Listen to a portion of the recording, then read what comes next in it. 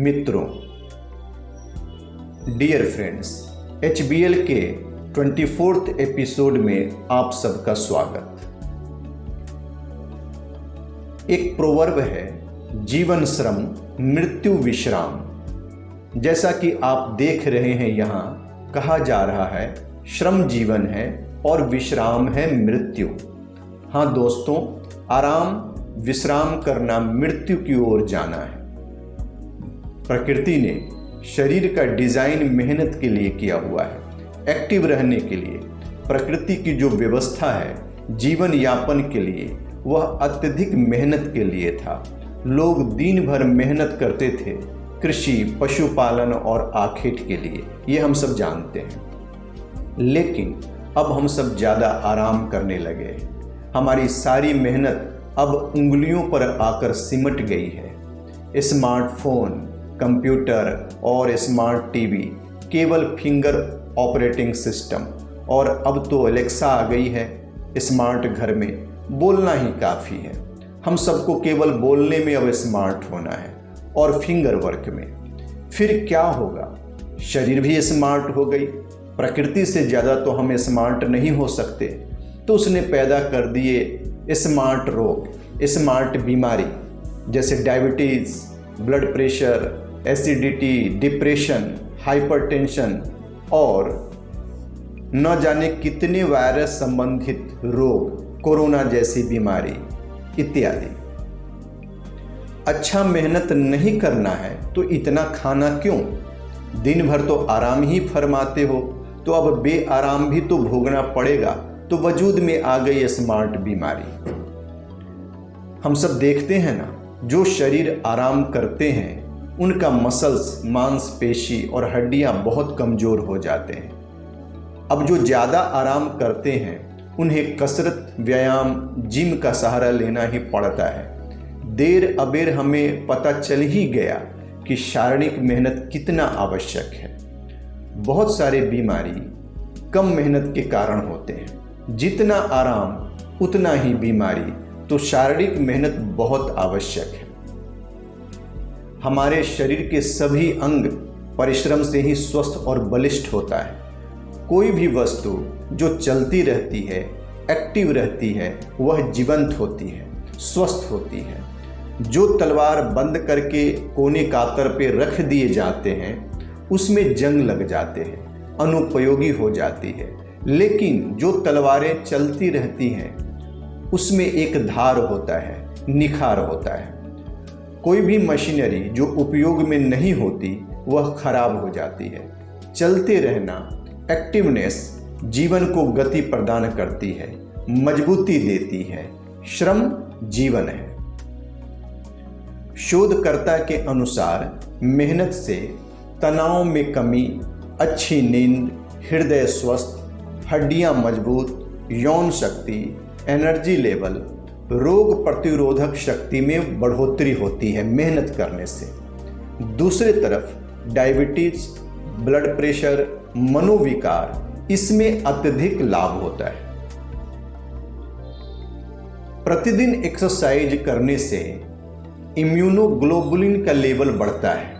यह immune system को मजबूत करने और संक्रमण, इन्फेक्शन को रोकने में मददगार है। एक्सरसाइज करने से एंडोर्फिन हार्मोन रिलीज होती है। यह आपके मूड को अच्छा करता है और आप खुश एवं अधिक कंफर्टेबल महसूस करते हैं। शारीरिक मेहनत या फिजिकल एक्टिविटी करने से आपकी मसल्स को स्ट्रेंथ और आपका एंड्योरेंस बढ़ता है। बॉडी के टिश्यूज में ऑक्सीजन और पोषक तत्व पहुंचते हैं। डेली एक्सरसाइज करने से आपकी स्किन ग्लो करने लगती है। एक्सरसाइज या मेहनत दोनों एक ही बात है। किसी भी तरह आपको मेहनत करना है, तो डेली एक्सरसाइज करने से आपकी स्किन भी ग्लो होती है।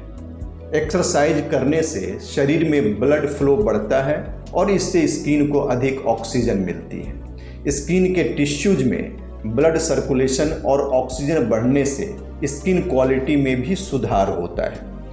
हेल्दी स्किन पर मुहासे आदि होने की संभावना कम रहती है। तो ये खोज है वैज्ञानिकों की। दोस्तों, एक और महत्वपूर्ण बात, शारीरिक और मानसिक मेहनत में संतुलन होने आवश्यक है।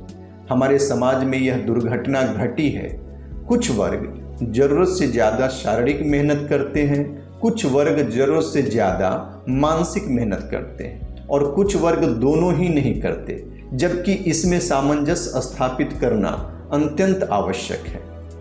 जीवन में हर समय हर आयाम में संतुलन कायम करना है हमें। अगर मानव समाज सुखी होना चाहता है तो शारीरिक परिश्रम बहुत जरूरी है स्वस्थ होने के लिए। तो आलस्य को जहर के समान त्याग दें, हमेशा एक्टिव रहने की कोशिश करना है। ज़्यादा आलस्य निद्रा को तामस प्रवृत्ति कहा गया है।